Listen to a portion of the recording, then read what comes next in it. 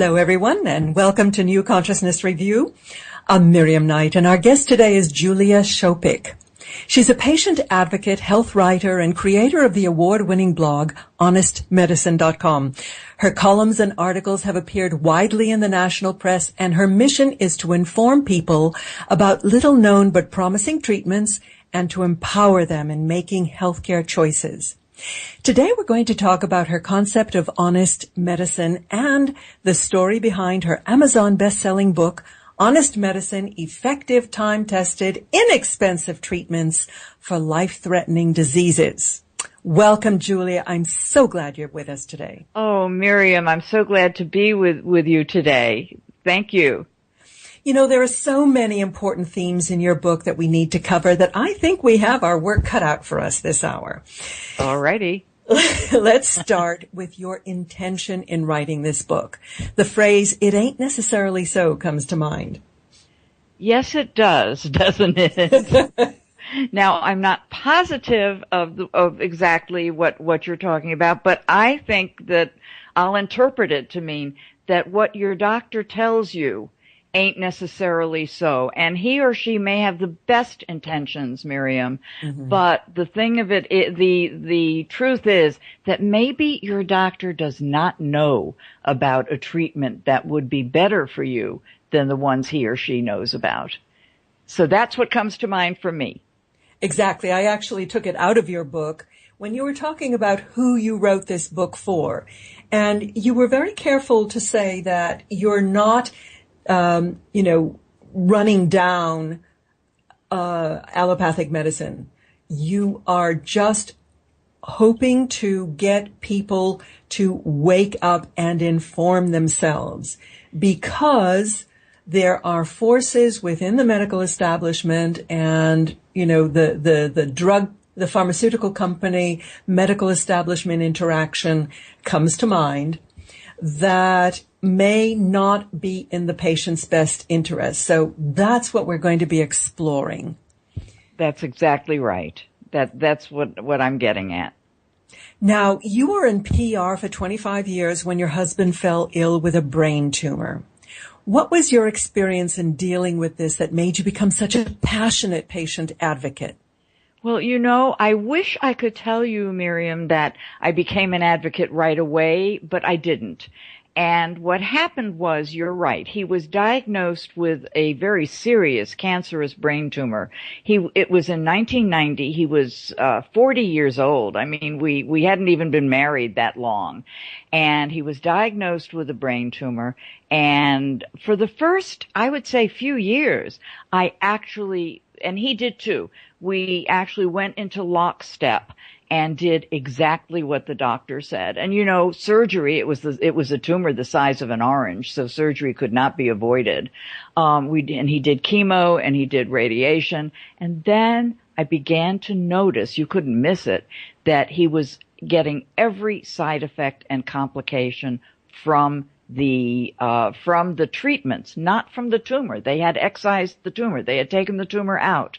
But I began to notice, and he did too, as I said, that he was getting every side effect, every complication. I said, if I want this man, my dear husband, around for any length of time, and I did, I better start doing some research.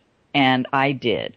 And I found a nutritionist whose area was cancer, and her personal interest was brain tumors. So she was fantastic. Her name is Dr. Jean Wallace, and she had Tim she changed his diet, and no sugar, very clean, good foods, a lot of organic.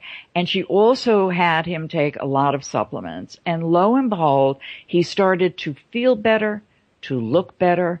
And what surprised me, Miriam, was that the doctors were not at all interested in what we were doing. And I neglected to say that they had given him 3 years to live. He was now living 4, 5, 6, 7. He ended up living 15 years. So that's 12 years beyond their predictions. Mm-hmm. And wouldn't you have thought that they would have been interested in because they freely admitted that he was their miracle patient.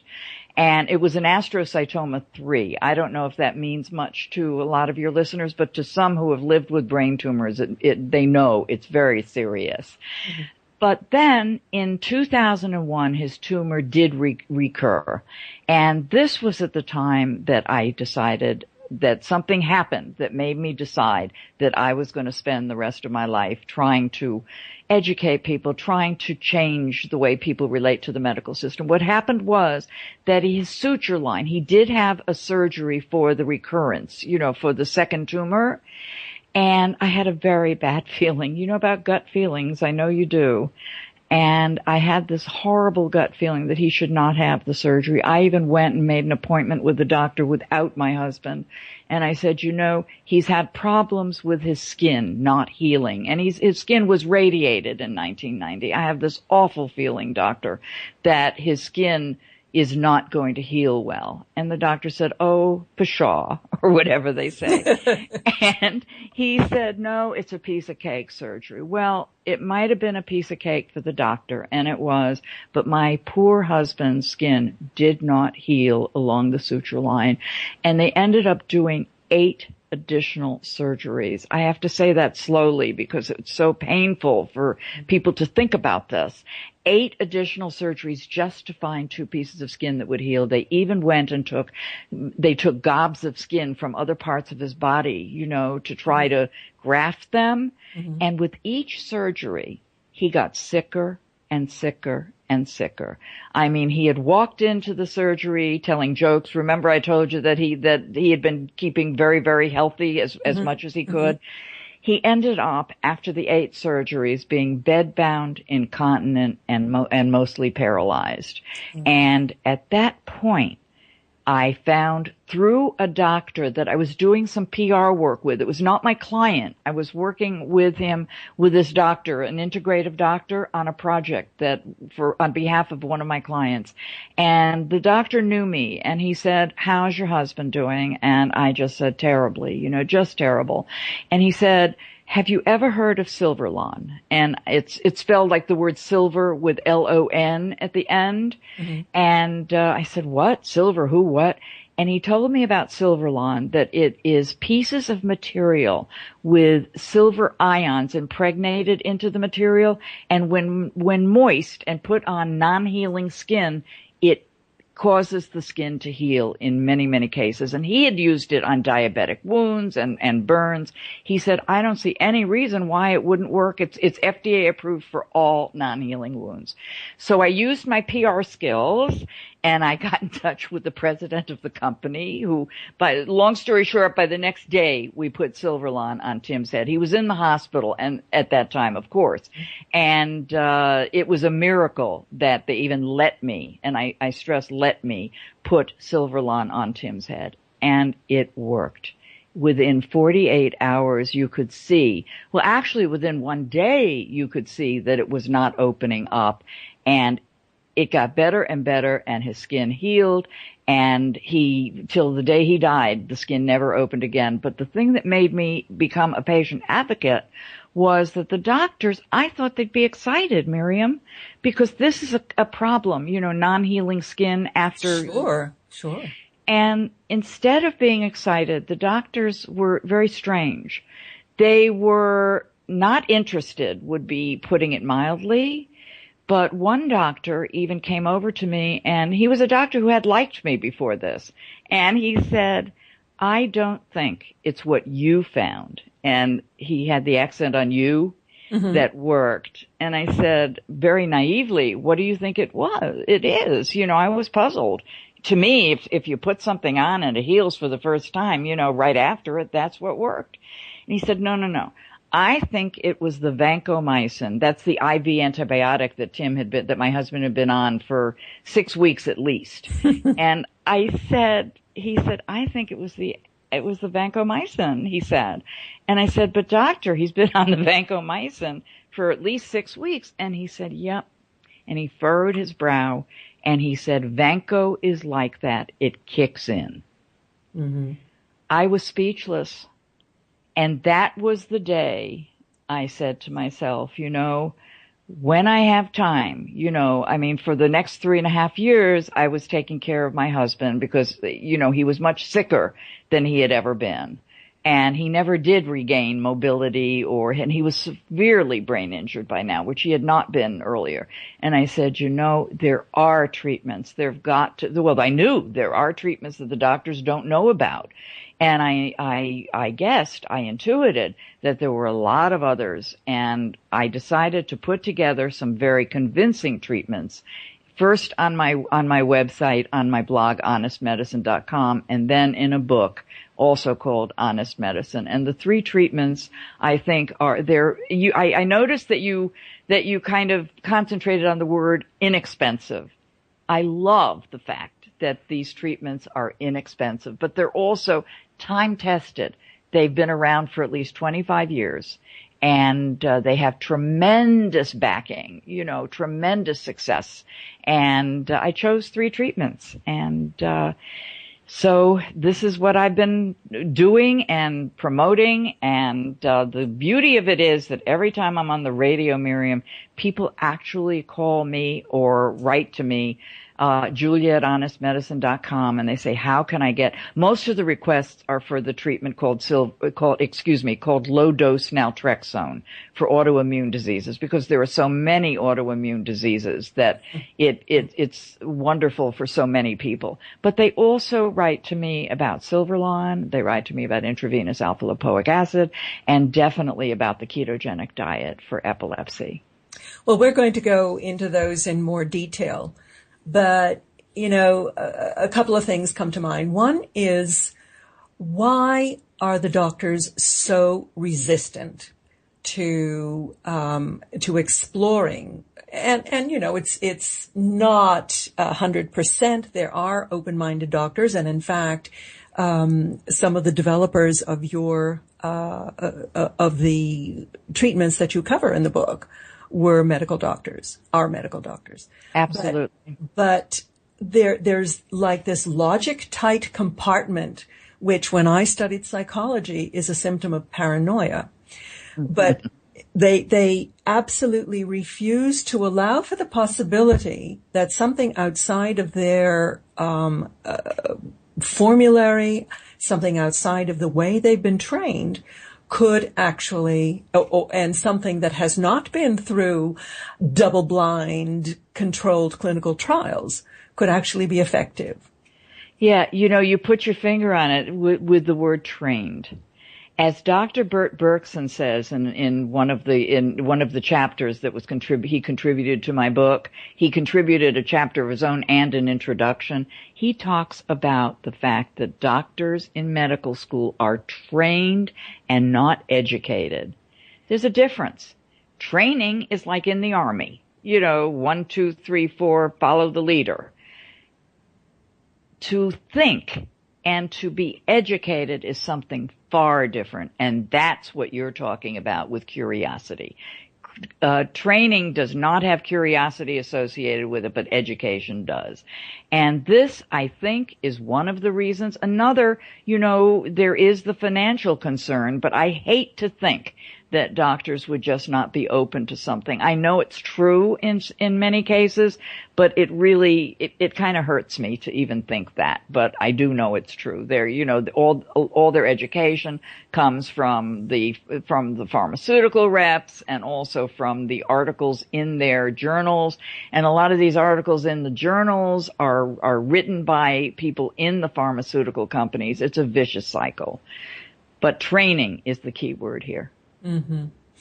It is such divine timing that Dr. Sanjay Gupta, the TV CNN's medical specialist, is releasing a new documentary this week about medical marijuana. And the extraordinary thing that this very high-profile neurosurgeon says outright in the PR, promoting the film, is that we have been lied to by our government. He did, and he specifically mentioned the CDC. Yep. I couldn't believe it. I heard him, and he said, I believed those, quote, studies. I think he said, quote, studies. He said, but they just weren't true. And he also pointed out, and this was just fascinating to me, he pointed out that the CDC has been prohibiting the use of marijuana, partly because it has no known medical benefit or no proven medical benefit. And yet, the FDA or the CDC, the FDA, I believe, actually holds a patent on an application of marijuana in the case of brain tumors or brain malfunction. Right. And, he said, when I discovered that, they've been lying. And it is a very tough pill to swallow that the government that you feel is supposed to be protecting you, be looking after your own interests, is actually not. I know. And you know something? When I saw Sanjay Gupta, I have not yet seen his documentary, but when I saw him, it's aired this week on well, Friday. It's also online already. Oh, really? Yeah, I can send you the link after afterwards. Somebody sent me the link. And we will post the link with this interview.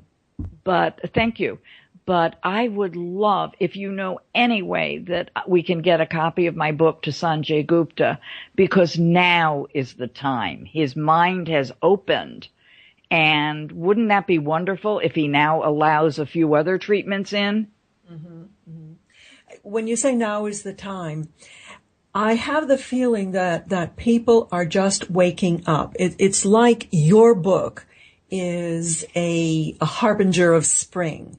Your book is saying, we need honest medicine. Wake up, people. Educate yourselves. Be your own advocates. Don't take this lying down. So let's get into some of the stories. You told us about the story of Silverlawn. Why do you think they didn't know about it? Was it a new development? Oh, now this question, this is so, I just am shaking my head, because would you believe that Silverlawn was used in other departments of the hospital, right next door to the neurosurgical floor? It was used, I believe, in the plastic surgery department. And yet the two departments did not even speak. Wouldn't you have thought that they would have been speaking? That neurosurgery would have said, we have a non-healing wound here, plastic surgery. What do you know? It's a conundrum. Oh, well. Okay, so now in some of these other therapies, you've come to know the researchers behind these treatments as well as patients with direct experience of treatments. Which treatment shall we start with? Well, I would love to start with low-dose naltrexone. Partly because I'm actually writing another book about low-dose naltrexone, totally devoted to low-dose naltrexone for diseases other than the ones that I profiled in the book. Mm-hmm. But also because I just think that it really could save so many lives that are being tortured with a lot of these expensive toxic treatments that they're using for conditions such as multiple sclerosis, lupus, Crohn's disease, and fibromyalgia, rheumatoid arthritis. I could go on and on. There's at least 170 known autoimmune diseases. So may I tell the story about how it came to be? Absolutely. Okay. Naltrexone was a drug that was FDA approved at high doses for alcohol and drug addiction in the mid-'80s. I believe it was 1984. And a very brilliant Harvard-educated psychiatrist and neurologist was working with drug addicts in New York City, in the New York government, local government. And so he was around. He saw, the naltrexone that was being approved. And it did not work so well, or he didn't think it did, for alcohol and drug addiction, because at the high doses that it was FDA approved for, that's 50 milligrams and higher, it did have side effects. But I don't know how he intuited it, but he did. This is Nobel Prize kind of thinking in my mind.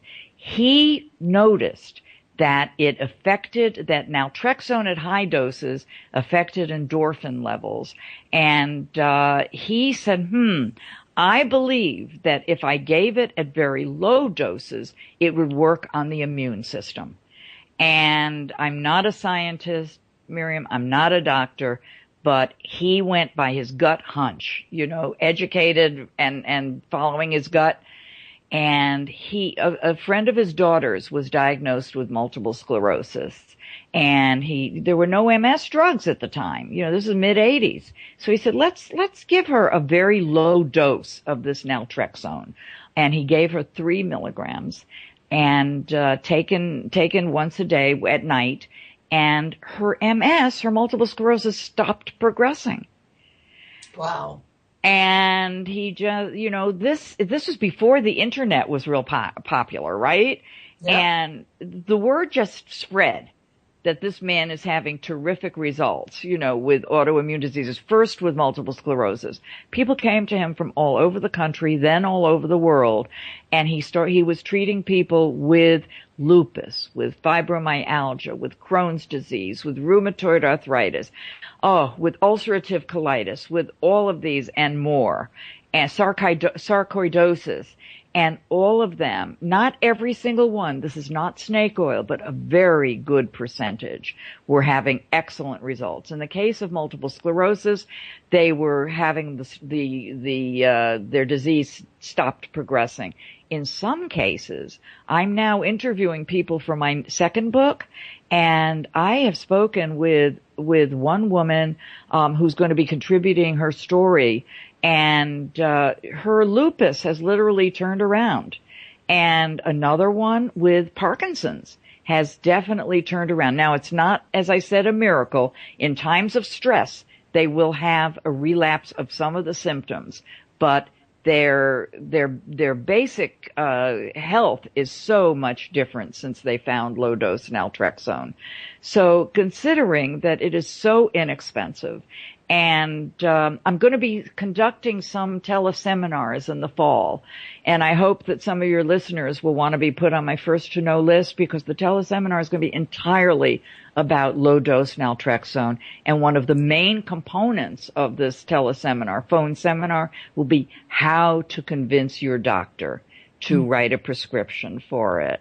Because I'm convinced that if the information were presented in a more impressive fashion, that we could get more doctors prescribing it. On the other hand, the patient advocates have put together a list of doctors around the country and around the world who will prescribe low-dose naltrexone. But wouldn't it be nice if we get more doctors, if people could stay with their own doctors and still get this wonderful treatment? Absolutely. So that's my aim. And tell us what the difference in monthly cost is. Oh gosh, you're gonna okay. Let's take one of the MS drugs. And I spoke with somebody just yesterday, and her doctor, she wanted to go on low-dose naltrexone, and her doctor said, let's put you on Gilenya first. That's the newest MS, multiple sclerosis drug. That one happens to be at least, this is the low one, $5,200 per month per patient. I like to pause when I say that, because that's astounding. And low-dose naltrexone, depending on the compounding pharmacist who makes it for you, is somewhere around anywhere from 20 to 30, 40 max, $40 max a month. So it's laughable. And that the doctor said that. I said, oh no, because there have been studies, Miriam, of how it does. That's another thing. There have been small studies on, of low-dose naltrexone. One of them was done at Stanford for low-dose naltrexone for multiple sclerosis, for fibromyalgia. Another one was done at the University of California, San Francisco for multiple sclerosis. And Crohn's disease, there were a few studies done at Penn State. And this is, to me, startling that the doctors will not even, budge. So I'm conducting teleseminars to help them budge. Good for you. By the way, have you heard of Dr. Terry Walls? Yes. Oh, I can't believe you're saying this. Go on. Well, I interviewed her about her book, Minding My Mitochondria. And she's this medical doctor who who reversed her MS on the basis of a diet. I know. And was it basically paleo or no? It was basically paleo. It was very, very high in greens. Yeah. Because I've been asked, I'm in the process of talking with a local nutrition group called the American Nutrition Association, or perhaps doing a teleseminar in next year or the year after on autoimmune diseases and low-dose naltrexone, and they're looking to have a doctor do it with me talking about diet. And I was thinking get Terry Walls, absolutely. And I will use your name with her. You bet. Okay. Great. But you know something? To me, this is considering the applicability to so many people. And I was on one show. It was an overnight talk show recently. And it's one of the most high traffic, and I got 400 emails, and most of them were about low-dose naltrexone. Some of them were angry. I never ever heard of this. I've been going to my doctor with fibromyalgia, with rheumatoid arthritis for years. Please, please, please send me information. Some were just upset, and some were excited. They ran the gamut, Mm-hmm. But all of them wanted information, and I answered every single one. I hope I didn't miss anyone. Go back to the story of your husband, and let's recall how his condition improved dramatically when he was put on a clean diet. Yeah. I mean, we just don't pay enough attention to what has happened to the American diet and the disaster that it is causing in our public health. The absolute disaster. You walk into a supermarket, it's like, except for that little green island in the middle, it's a nutrition-free zone. You're right. And you know what upsets me even more, or just as much, not even more, is that the doctors just are not educated about diet. I mean, how many times have you heard of a cancer patient being given Ensure or Boost, which are both highly caloric, highly sugared, meal substitutes. And this is just not right. That not only don't they know about it, but they don't, in many cases, don't want to. So it's a terrible thing that's happening to our food. Yeah. You've found a significant difference in attitude between European medical practice and that in the U.S. Is it all based on socialized medicine versus the profit-driven motive here? Or do you think there's something else, cultural? You know what? The person who pointed that out in my book was a woman named Beth Zupik Kenya. And what she was basically talking about, she says exactly what you're saying. That, she is the dietitian. I can tell this story, too, about the ketogenic diet for childhood epilepsy. And she was hired, I'm sort of backing into the story, by Jim Abrams of the Charlie Foundation to train doctors throughout the world and staff, more dietitians than doctors, on how to administer the diet. And she says, boy, it's a hard nut to crack in the United States because of Big Pharma. They want to give drugs. The doctors want to give drugs to children with epilepsy. And she said in other parts of the world, not so much. They're very, very open. Mm-hmm. So to me, this is sad. I don't know if it's socialized medicine or what, but there is not as much of a profit motive in other parts of the country. No doubt about it. And in Europe, for example, there is a ban on GMO products in food. Whereas here, there has been a backdoor initiative by Monsanto to give them a get-out-of-jail-free card in Congress for any deleterious effects that might show up in the future from ingesting GMO foods. Isn't that awful? And one of the big shots of the FDA is from Monsanto. Oh, and there's a revolving door there. Yeah, I believe his name is Taylor. I hope I don't get sued, but I'm quite sure that's his name. And it's very, very sad because you're right. This country does have its financial concerns just running a lot of things having to do with our health. Well, we talk about big business, and then we've seen what happened on Wall Street with the mortgage refinancing, and we don't want to go there, but we know that they do not have clean hands. No. And we as a society have to reflect on what is the good of the individual. And, you can talk about viewing corporations as individuals. I mean, that was the slippery slope. That was. We have to bring it back into the human model and say, put profits secondary to the good of your clients.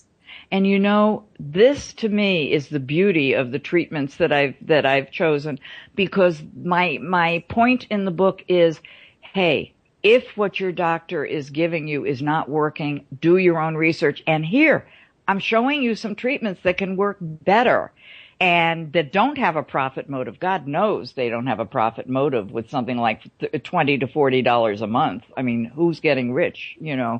Not so much. But you've got to do your own research. You've got to stand up for yourself, because nobody else will do it. Well, let's go back to epilepsy, and I mean, there are some heartbreaking stories in your book about the baby that was given phenobarbital. Oh God, Julie McCauley. Oh no, I met her recently. Oh my God, what a wonderful young lady. Still, by the way, has eye problems, blind in one eye. But basically, the story of the ketogenic diet, I often start crying in the middle of talking about it, so I hope I don't. Because you're right, it's heartbreaking.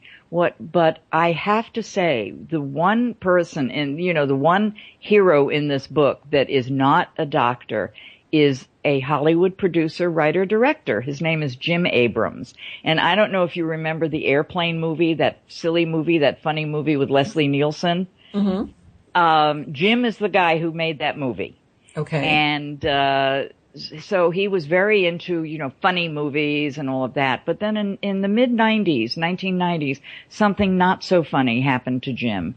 And that was that his baby son, Charlie, was diagnosed, he started to have intractable seizures. That means seizures that just won't quit, that go on, one seizure stops, the next one begins. There were hundreds of them a day. And he says our household was filled with tears. And we went to the best doctors. And now of course he's saying that ironically, because he had money, so he could go anywhere, and money was no object. And he had prestige, and he was in California, for gosh sakes. And the doctors kept putting him on, little Charlie, the baby, on more and more drugs, more and more. Jim says that at one point, little Charlie was on 4 or 5 medications at the same time. And in my book, In Honest Medicine, there is a link to a video of little Charlie with a harness around him, a baby, trying to walk. And the harness is around him because he was literally bumping into walls because he was so stoned. And Jim, the doctors basically said, okay, the next step is a brain surgery to try to get the seizures to stop. And, we don't know what to do.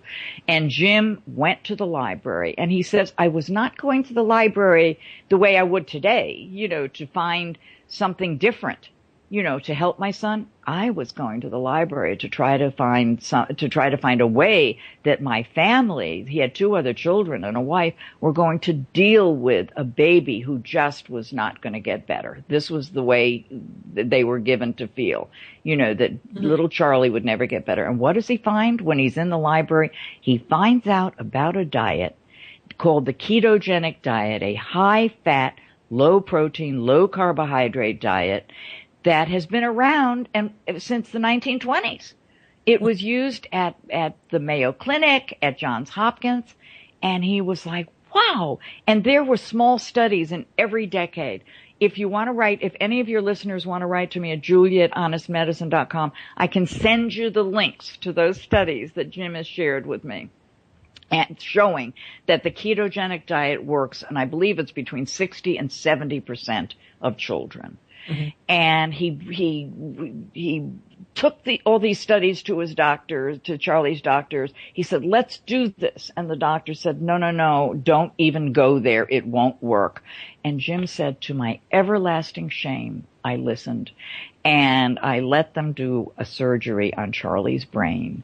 And right after the surgery, he started having seizures again. And Jim said, enough. And he took Charlie to Johns Hopkins. He and his wife Nancy took Charlie to Johns Hopkins, and he was put on the diet, and 48 hours later, the seizures stopped, never to return again. This is where I start crying. Yeah. And Jim, at first, he was over the moon with joy, and then he got pissed. He said, anger could be a good thing, Miriam.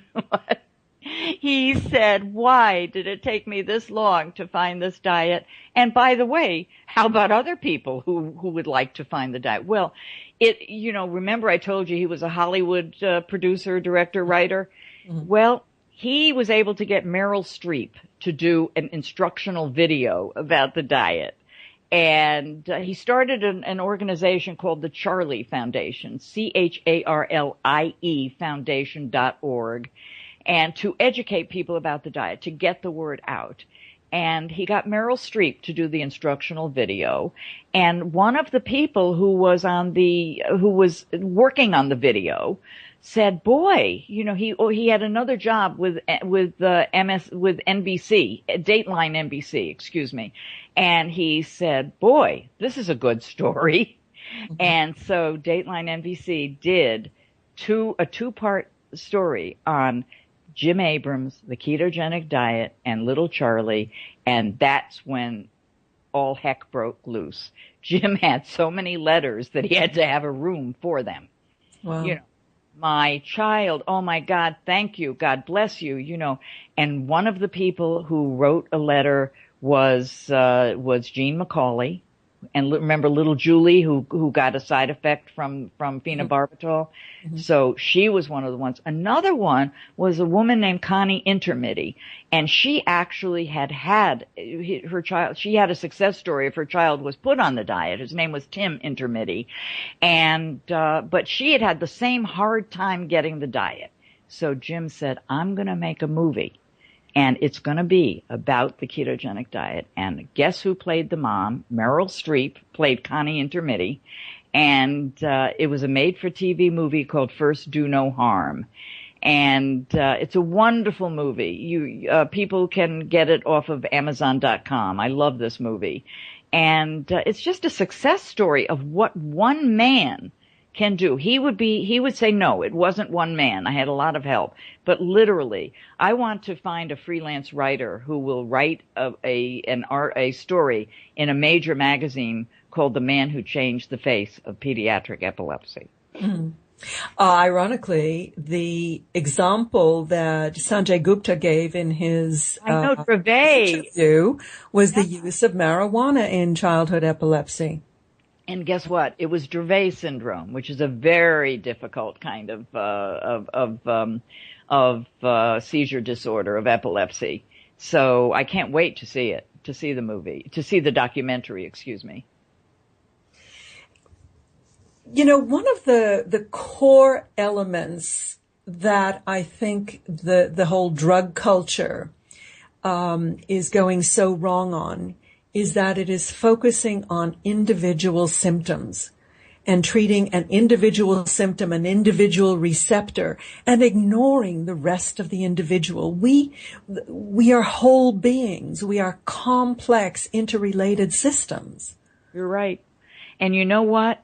This is one reason why, you put your finger on it again, Miriam, because this is one reason why these treatments that I write about are so suspect with the medical profession. For instance, the fact that low-dose naltrexone could, and in my book, In Honest Medicine, David Gluck, who was Dr. Bahari's childhood friend, Dr. Gluck writes a chapter explaining that low-dose naltrexone literally tricks the body to raise endorphin levels, and it helps the immune system. It orchestrates the immune system, and it works in a way that the drug companies and doctors are just not used to. It does not take a symptom. You know how with so many people, God, senior citizens are now on 14, 16 drugs. My God. I know, because one drug is to stop the side effects of the other drug, and then there are new side effects. You know, don't get me started. But these treatments that I write about, I mean, can you think of a treatment that's inexpensive that works for so many diseases? And then the ketogenic diet, I want to announce here that there are studies, and this is very, very exciting, being done on the ketogenic diet for ALS, for Lou Gehrig's disease. Really? I know. And that may be my third book. But, you know, Jim says, and he's absolutely right, you know, whereas LDN, the science and the evidence is there. Do you know what I mean? Loads of people with Crohn's, loads of people, you know, but soon the evidence, and a researcher named Thomas Seyfried. Oh gosh. And I have him in the appendix at Honest Medicine, and I can send links to that. He has done studies on glioblastomas, which are brain tumors 1 degree higher than what my husband had, the ketogenic diet for glioblastomas, and it's being shown to be very effective. Wow. Wow. So part of the reason I think why my husband did so well for so long was that I kept sugar out of his diet, and the ketogenic diet, he was not on the ketogenic diet, but it has no sugar. So that's my suspicion. Let's not forget to talk intravenous alpha lipoic acid. Yes. That is Dr. Bert Berkson, the person I spoke with you about, I told you about, who says the doctors are trained, not educated. He sure learned this the hard way. When he was an intern, and it was a very prestigious hospital, he never mentions it. I know which one it was, but it's not in the book. You know, we don't go public and say that. He was an intern. And two people came into the hospital, and they had mushroom poisoning, which had just shut down their livers. They were in dire liver poisoning. And he was told, I know this is hard to believe, Miriam, but it's true. He was told that he was to watch these people die and take notes, and then present them at grand rounds, you know, to the other doctors to see what the dying process was like for liver failure. And he says to me, and he says whenever he's interviewed, he goes, I just couldn't do it. You know, I couldn't stand, I had to try. And one thing about Dr. Berkson is he had a PhD before he got his MD. So he had learned about curiosity before going to med school. So called the NIH, the National Institutes of Health, and he said, he talked to a Dr. Fred Barter. He said, is there anything that can regenerate the liver? And Dr. Barter said, as a matter of fact, we're doing studies on something called intravenous alpha lipoic acid, and we're doing it for diabetic neuropathy, you know, the lack of feeling in the extremities.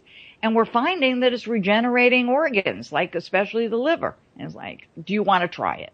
Dr. Berkson said, absolutely. So it was airlifted to him. He infused it into these two patients. They are still alive today. This is 30 years later or more. And as a matter of fact, if you look up Dr. Berkson's book, The Alpha Lipoic Acid Breakthrough, on Amazon, one of the reviews of it is written by a woman named Eunice Goostree, and Goostree.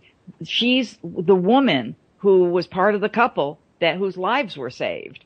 And so they're both alive today, doing well. They're elderly now. But then the next week, Dr. Berkson got into tremendous trouble for doing this. Wouldn't you have thought that the doctors would have been delighted? Not so much. They were furious at him. And they told him, don't you ever do this again. You used something that wasn't in our formulary. And he said, well, are you interested in what I did? They said, no, just don't do it again. You know? It boggles the mind. It really does. Yeah, the next weekend, more people came in. I'm laughing. It's not funny, but it is funny in a kind of ironic way. They came in with liver poisoning, another couple, and he gave it to them, and they too survived. Oh, that's right. They had eaten mushrooms. Oh, yeah. He says mushrooms were in full bloom, whatever city it was that he was in. It was in the Midwest. And so the doctors were furious. But here's what saved Dr. Berkson, because I'm here to tell you, and Dr. Berkson readily says this, if he had had no one championing him, he would have definitely been thrown out, you know. Mm-hmm. But Dr. Fred Barter was excited. The NIH sent people to interview Dr. Berkson. And as a matter of fact, they were invited to talk in Germany, and they did a study, which it's in Honest Medicine, in my book, a link to the study of 79 people with end-stage liver disease who were given intravenous alpha-lipoic acid. 75 of them survived. And so he was a very lucky guy that he was not thrown out, but he knew that he better get the heck out of institutional medicine because it just, you know, they did not allow for creativity. Mm-hmm. So he is now practicing in a solo practice. He now has his son Arthur with him. For many years he was solo. In Las Cruces, New Mexico, he's a happy guy, and he's giving intravenous alpha-lipoic acid. You want to hear another irony? Yeah. Is also one of the chapters in my book was contributed by a man named Paul Mares, who walked into Dr. Berkson with end-stage pancreatic cancer, stage 4. And Dr. Berkson used intravenous alpha-lipoic acid and oral low-dose naltrexone. Doesn't that make a nice little tying up of it does. And the end of the story is that he survived. He survived. He has since died, but he lived 9 years with no signs of pancreatic cancer. And pancreatic cancer is considered one of the most extreme, hopeless types of cancer. Oh, it's unbelievable. Another person in my book, in Honest Medicine, is Mary Jo Bean. And Jo had a combination of hepatitis C and cirrhosis. And she's very quick to point out that she didn't get those in any of the ways. It was through transfusions. Carry on. Our time is coming to a close. I want to finish the story. But anyway, she found Dr. Berkson, and she's just one of his biggest advocates. She just, people write to her and call her all the time, and she she helps them get to Dr. Berkson. Well, Julia, you are doing such an important, wonderful job in waking people up. First of all, to these 4 very important therapies, treatments, but also to getting people to do their research. Thank God for the internet. And apparently a lot of the people you quote in your book say, thank God for the internet. So they all say all I can do is refer people further to the internet. How do they find you, Julia? Okay, I have a website, honestmedicine.com. I have a book, which I hope, I hope they'll get it because they'll see how people have survived with these treatments. It's also called honestmedicine.com. It's available, by the way, on Amazon, Barnes & Noble, and for those of your listeners who are like ebooks, as a Kindle and as a Nook. So, and it's going to soon be on Smashwords as well. Great. And they can write to me at julia@honestmedicine.com. Isn't that a bit repetitive? Everything is honest medicine. Well, let's try and get medicine honest. I think this is an idea whose time has come. Julia, thank you so much for being with us today, my dear. We've been speaking with Julia Schopick, patient advocate extraordinaire, author of Honest Medicine. Julia, thank you. Oh, Miriam, you're the best. Thank you.